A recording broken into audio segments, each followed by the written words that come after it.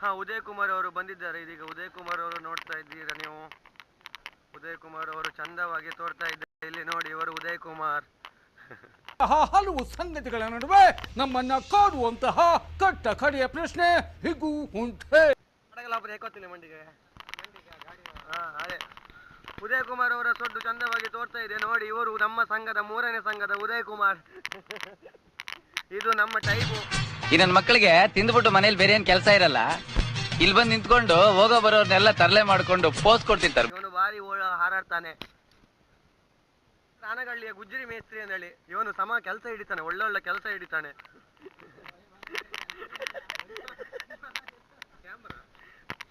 ಇದು ನಮ್ಮ ಗಣೇಶ. ಇವನು ದೊಡ್ಡ ದೊಡ್ಡ ಬಿಲ್ಡಿಂಗ್ ಕೆಲಸಗಳನ್ನು ಹಿಡಿದು ಬಳ್ಳಿ ಏಣಿಯಲ್ಲಿ ಇಳಿಯುತ್ತಾನೆ. ಇವನು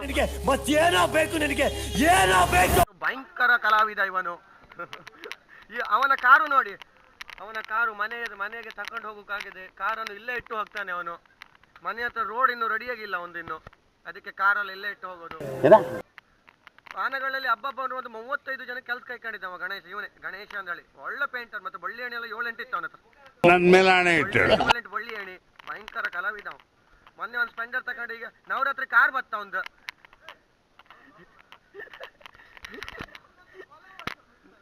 ಇದೀಗ ಮೊನ್ನೆ ಹೋಸಲ ನವರಾತ್ರಿ ತಗೊಂಡು, ಈ ಸಲ ನವರಾತ್ರಿ ಮತ್ತೊಂದು ಕಾರ್ ಬತ್ತ ಒಂದು.